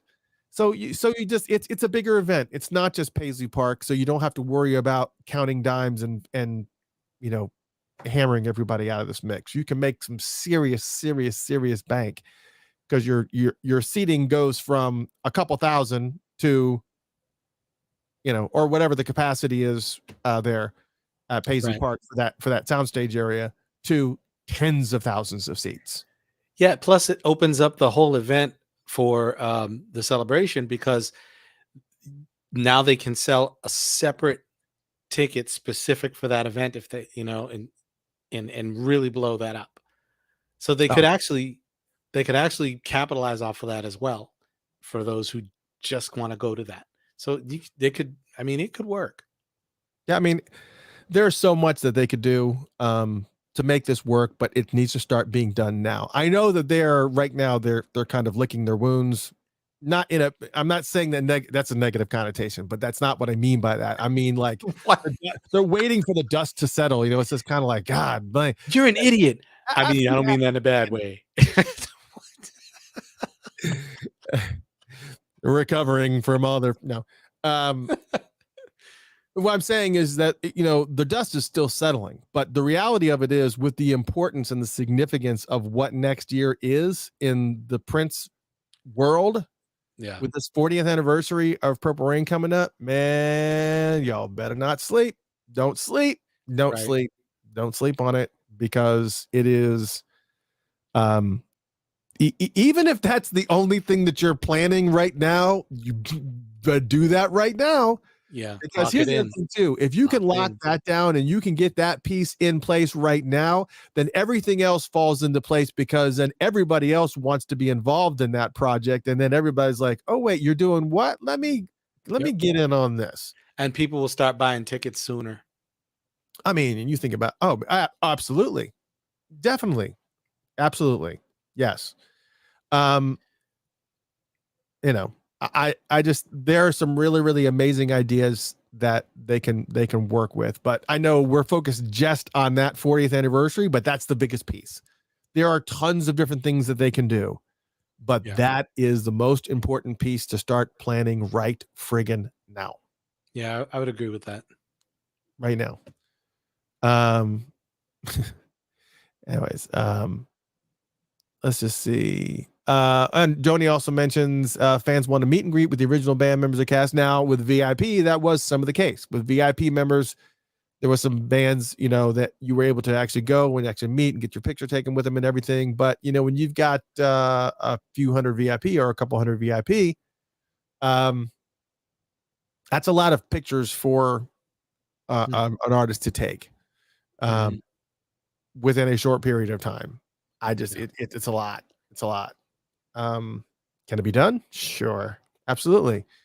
But yeah, there needs to be some more significance for the VIP folks as well. And this year was the first year that I went as VIP. It was good. I didn't have to worry about standing in line for a food truck or anything like that. Or I was standing in line for food anyways. It just, I didn't have to pay for it once I got up there. And again, it'd be good to kind of do the media scenario for sure. Yeah, and let do like a live red carpet, like just some sort of coverage event too, man. Have a real media coverage outside if it have to. So much that they can do. Just amazing. Oh, I forgot to do this too.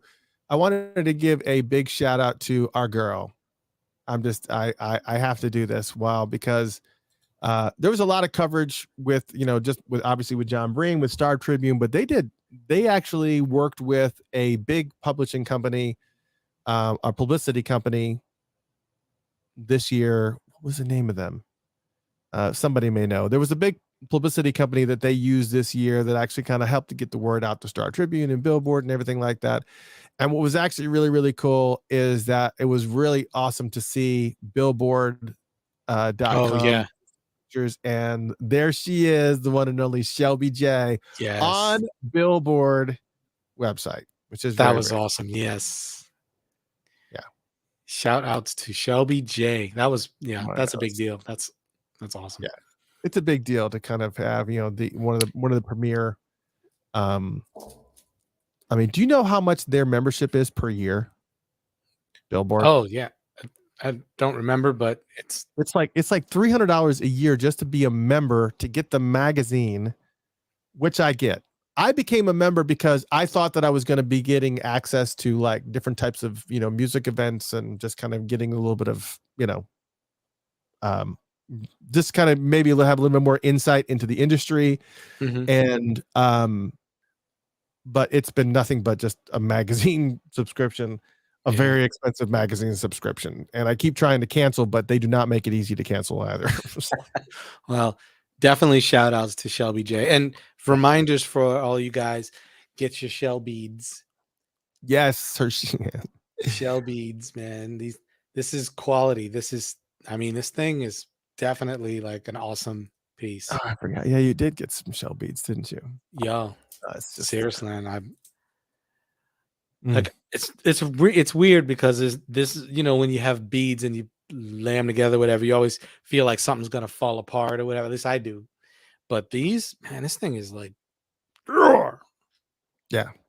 So it's always good when Shelby makes she does amazing crocheting stuff and all kinds of really cool stuff. Yo. What was I gonna say? There was something else. And shouts out to Genre Music Group, her sister, the label. I want to definitely, I'll shout them out forever, man. I think it's awesome what they're doing. I want to have to reach out and say hello, make some calls. Yeah, I mean, you're absolutely positively it's always good to touch base with the people that are out there in the music industry, and it's important that you follow some of these. The Genre Music Group, JONRE Music Group, manages Shelby. So if you want some of the insights and be able to kind of find out some of those things that are happening in the industry, and specifically with some of your favorite artists, and you want to be able to hear about those types of events firsthand and before everybody else, you have to follow those people because they will actually hit. And what's good about Genre is they actually respond and retweet and stay on it for sure. So but man, there's so much going on. There was something else we were going to talk about before we go. And I know, and hopefully we answered some of the questions that people were talking about here regarding the celebration, what they feel like can be done moving forward, just some of the ideas and stuff that we have. Look, I'm telling you, yesterday, if you went to the celebration yesterday, there is an email that's sitting in your email box asking for a survey for them to tell you what you felt like they did right and what they felt. You can spout off if you want. But I would use the opportunity to really intelligently and collect your thoughts and really kind of, because they're going to look at the common threads among all of them. They're not just going to, look at the one person that was complaining that there wasn't any toilet paper. They're going to take care of that. Don't get me wrong, but that's not a legit. They're going to be looking for the common threads. There's so many things that you could definitely say. Use this opportunity. Use the opportunity to kind of really express, what you're, and we know what the common things are going to be. We know that the common things are going to be is too expensive. Right. We want, more prints, more print sacks. That was one of the things that we saw a lot of when they were going. D-Nice was there, Rashida was there, but they didn't really play a whole bunch of Prince music. It was like, well, 2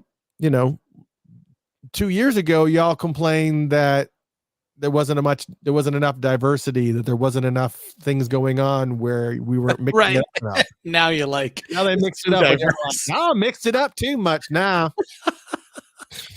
Like, whatever. It's like, hey, y'all are some fickle folk. Fickle. Make up your mind. I get it though. Don't get me wrong, because the whole time I was sitting there with D-Nice, I was loving it. I was loving that he was playing Earth, Wind and Fire, and I was loving that he was playing, all these really, old school jams and everything. But I was like, now we've done 10 songs in a row and there's no Prince. It's like people are there for Prince, so you have to kind of keep those things in mind. But there is a balance, I'm sure. Yeah, But go ahead. I agree. If you're gonna, and again, the comments about bigger name acts and things like that. Again, big name acts, I agree. They should be out there. They got to do their stuff though, because when you got a bigger name act, believe me, I want to hear their stuff too. But again, it is a Prince celebration, so I still feel like they they know why they're there. you Mhm. know, Yeah, they throw do. me a bone, throw me a couple, but I mean, I want to hear them too. So yeah, I mean, I kind of I agree with that. I hear you, man. All right, so here's what I'm going to tell you. Tomorrow, I am going to launch a, not an auction, a raffle. And basically, what we're trying to do is we're obviously trying to get some more financing so that we can make some alterations to the app, because app development is not cheap, and we need to redo some of the app stuff. And but I'm also considering, maybe putting a charitable component in there as well. Maybe like 10% of whatever we do goes to My Taste Rescue or something. I don't know. I'll make the announcement tomorrow. I'll figure it out. But the primary purpose of it obviously is for um funding for for the app, because we have an app called Funked Up. For those that don't know, I know it kind of seems silly because most of you here know Funked Up and listen to it daily. But I also realize that there's tons of people that kind of come in and out and don't know what we have. But if you go to iHeartRadio, I'm not iHeartRadio. If you go to Apple, the Apple, what was it? Is iStore? What did Apple even call their iTunes, Apple, what do they call it now? Yeah, I don't know what they call it's it. not iHeart. If you go to get your apps on iPhone and search for Funked Up, and Google is Google Play. You go to the Google Play Deezer. Store, Apple Store, whatever, and you get the Funked Up app. We've changing logos and stuff, but there's a lot of things that people are requesting. People are requesting that the song lists are longer, so that if they miss a song or they happen to be driving and they can't look at the phone, they can see the past 5 songs that have been playing. We've already incorporated the capability to be able to purchase the song if you wanted to purchase a song. So if you hear something, you can just click and just buy now, and it takes you over to Amazon. But there's a lot of different requests that people are making with the app, and all that stuff costs money. So some of the stuff that I'll be including, we already kind of talked about this before, but here is a collectible, 1984 collectible, John Bream's Prince Sweet. Rock Purple Rain. Yes. So which is actually really, really cool. We also have, and this was something that Ben from Mrs. Wellington's Warehouse sent me a while back, is a Prince Artificial Age t-shirt. Yes. Original. Yes. Okay. From the Plectrum Electrum tour, because on the back, and I wish that I could friggin' wear Wow. It's been a year since I've been in a medium, but yeah. That's very, very cool. That's also in there. Plus the cassette for New Power Generation, The War. That will also be in there. Plus, depending on how things go, what are they going to do? Oh, yeah. Oh, boy. Randy St. Nicholas 21 Nights book. Man. Complete. Wow. Complete with the audio CD in it as well. That's also there. Okay. That's also there. Plus an unopened copy box set, Prince One Night Alone, unopened. Okay. You'll be the first to open it. Your fingerprints will be the first one on it. Plus, yes, of course, there's friggin' more. The big, massive volume Prince, all the songs, the story behind every single track. This monstrosity book. That's a huge book, man. It is a friggin' massive book. Plus, Susan Rogers' book. This is Oh. this is what it sounds like. Oh yes. Oh, Dr. I Susan love that green screen look effect that you just did. Oh, yeah, I know. Plus an unopened copy of Princess Parade on vinyl. Okay. That's also on there too. And is there more? Yes, there's more. So There's more. There's more. So we're gonna break it apart into like a few packages. Is there a Ginsu knife? No, there's not. Not my set of Ginsu Of knives. course. And of course, what would it be without Funkatopia swag? I mean, come on. Hello. You gotta have Hello. swag in there as well. But yeah, there's gonna be a bunch more. It's gonna be a lot more, including an unopened box set of Prince Piano and a Microphone, 1983. That's awesome. Yeah, all this stuff we're going to be auctioning. I mean, that's auctioning, but doing a raffle for. Unlike some people, it's in better than pretty good condition. Yeah. Should I include this in the mix? I mean, An unopened Prince Collector tin on Batman. That's a pretty big deal, man. Maybe you should save that. It's a lot of Prince merch, and I haven't even shared everything else that would be in this. Now, it's not all, because this will probably be broken up into 2 packages. There'll be a second place package and a first place package. Now, here's something else that I have. But it would have to get to a certain point. It would have to get to a certain point in order for me to add this, because there are people that know this, that saw me walking around with this friggin' monstrosity. It was, I bought the Prince Live in Hawaii box set, the hat box. Yes. It's the hat box. And it's the big hat box, and it has the Prince Live in Hawaii book in it, unopened, still sealed, hasn't even been cracked open, but it's actually sealed too. Has the tour book from Live in Hawaii, has the controversy single lot from Live in Hawaii that's in there, has incense in there, hand dipped incense from Prince in there, has a XL Prince in Hawaii, Live in Hawaii t-shirt, along with Hawaiian flowers. And it has a poster of the MPG baby or the MPG child. I don't know what this kid was or what the significance of him was, but all this stuff in a purple velvet, or faux velvet, I guess, hat box. And I bought this. Now, I don't know if I'm going to make this in, Ocean goes, the water stained box. The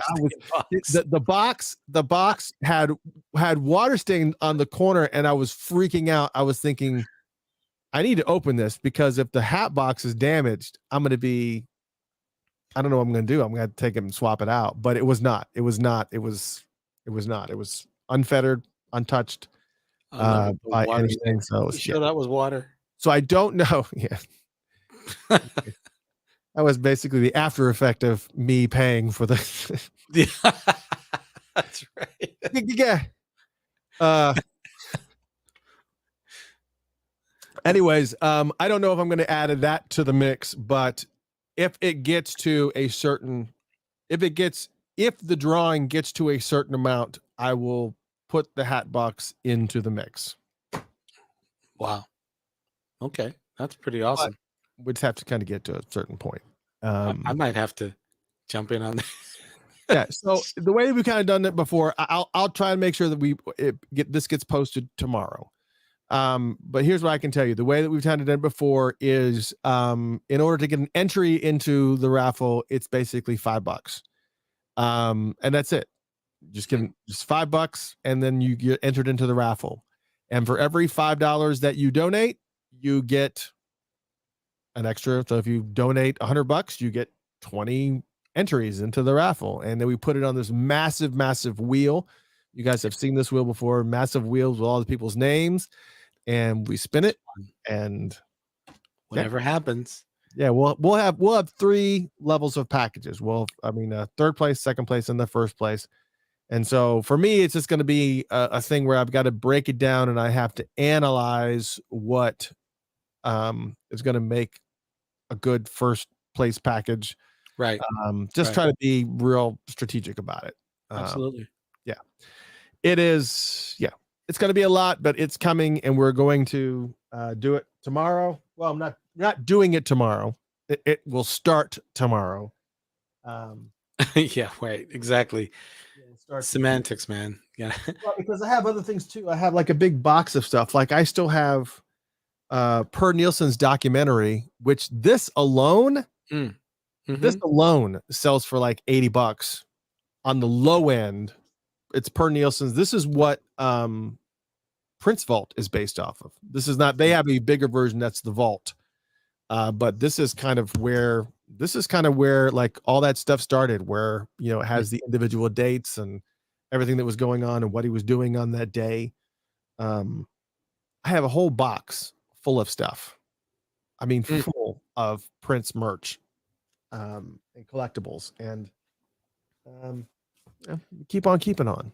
And it's gonna be that's sweet. Andre's like, any free entries? No, there are no free entries.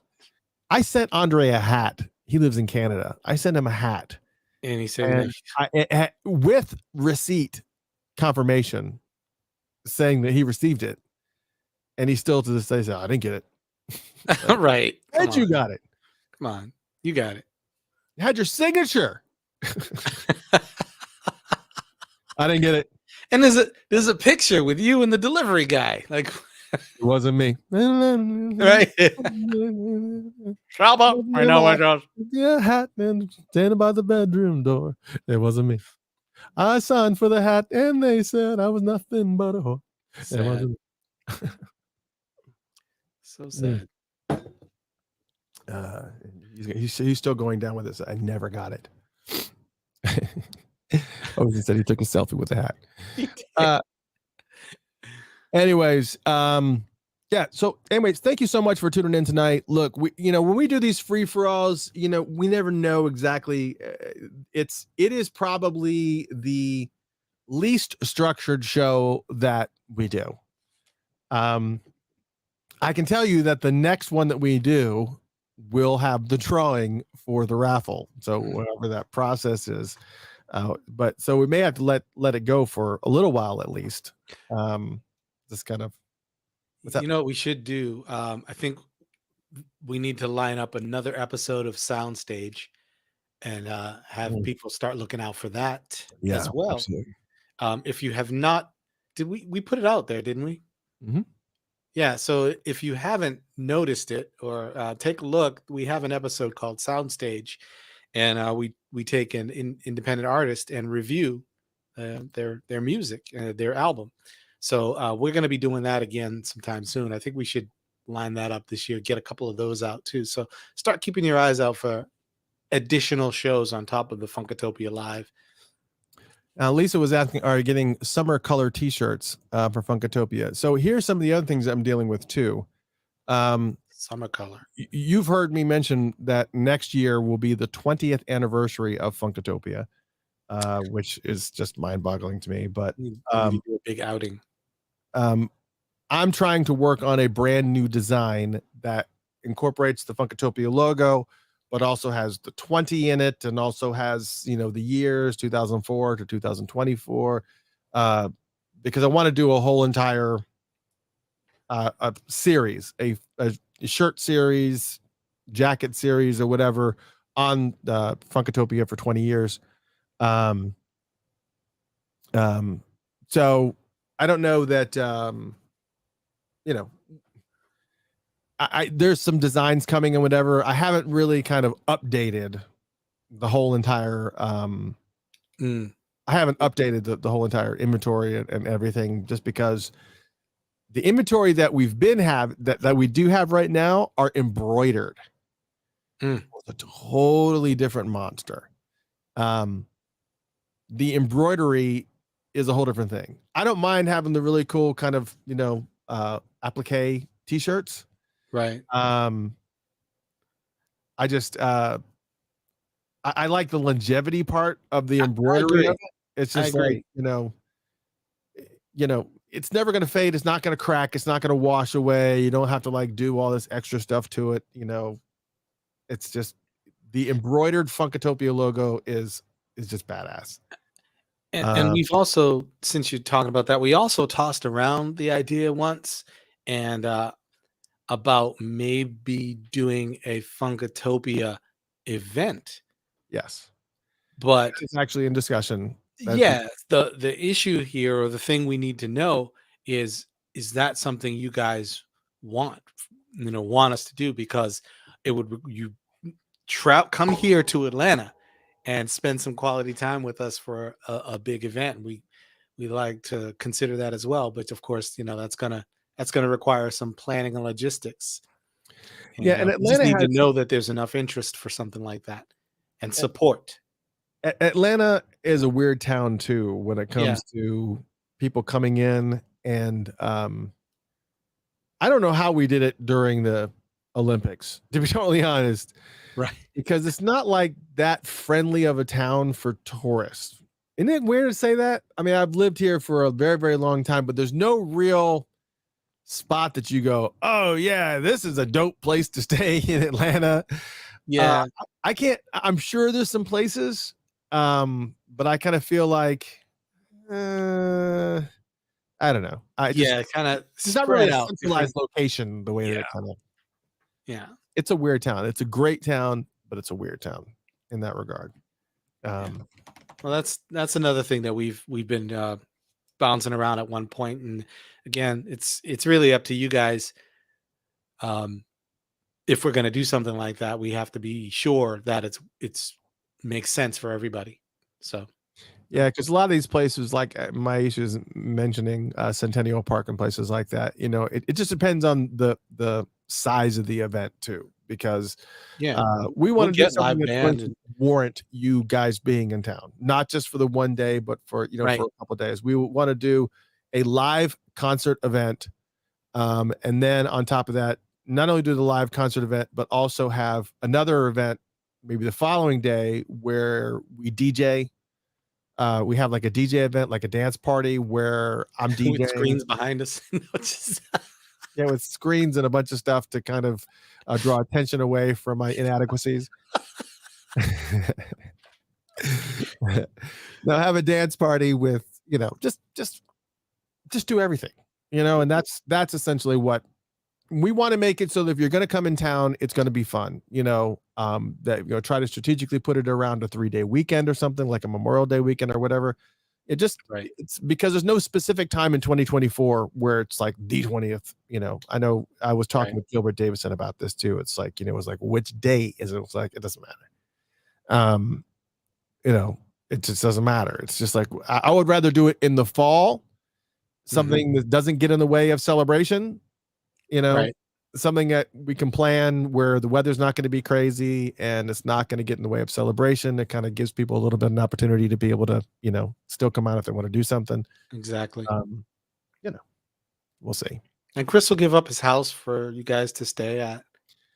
I can house at least 4 people here. and kick Jaden out of her bed. Y'all can sleep in there. There you go. My office. I got the futon that that folds out. Yeah, that's actually the VIP ticket, and there's only there's only like 3 of those available, and they're like $3 or $4 grand. VIP but ticket, stay with it's worth it. I mean, Jeff Page's house, front row access. Yeah, Jeff lives by himself, and he has no room for you to sleep. It's like you see what every single corner of his house. Like even now, you're just looking at his space right there. His house is like, I don't even know. I can't even explain it. It's like a sound equipment museum. It's basically what it is. There's every room everywhere. It's everywhere. Yeah, it's kind of sad. Yes. There's no room that I can't walk into and play an instrument, and that's what I think is awesome, because I get like that. I'll walk somewhere and I'll just be like, "Oh," and just start playing. So. And Stacy said she'll sleep in your corner. There you go. See, there it is. That's me in the corner. So Cassandra's helped me out saying the Love Sexy party is Labor Day weekend and Comic-Con, so that's not a good weekend in Atlanta. No, we wouldn't want to do that. So I guess all that stuff would all be strategically figured out. Again, but it's just something we've been tossing around as a concept that, again, it's the interest. There was a suggestion. I appreciated that pre-registration idea to get an idea of who. I don't know. I saw that somewhere. But yeah, it's just something we're putting out there. Feelers. Yeah, Andrew says, whose house is cannabis friendly? It won't be mine. Of course, Andre is asking the same exact thing. Andre, you can smoke all you want if you're on fire outside, but that's about it. Yeah, my house is not wheelchair accessible either, so really wouldn't be really good visit for Andre. Not that he'd come anyways. Yeah, no, he's a big talker. We'll figure it out. We'll let you guys know. But yeah, stay tuned tomorrow. I'll try to put the raffle together. If not tomorrow, then Thursday. I just want to make sure that we construct this the way it's supposed to be done in a really good and solid way that everybody's going to be excited about a chance to win some really, really cool prizes. And we'll figure it out. We absolutely will figure it out. But thank you guys so much for tuning in. I greatly appreciate everything. And what was I going to do? Oh yeah. We had some commentary that I meant to mention about the two released tracks. Because somebody has been, I've been getting at least an email every couple of days about the 7 in E flat file that was distributed with this USB cassette thing. It's not a good mix. It's not. So I apologize for it. I may pull it off. I may pull it off. They attributed it on the station as 7, so that they still get paid for it. But it's not a good mix. Anyways, good night. I hope you guys are having a fantastic time. Hope you had a fantastic week. Yes. And we'll let you know if anything exciting is in plan for next week.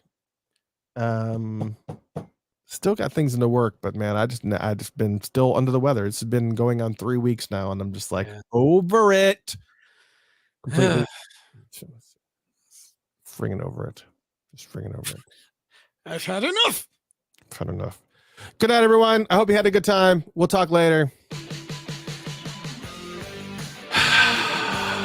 Talk to y'all soon. Hope.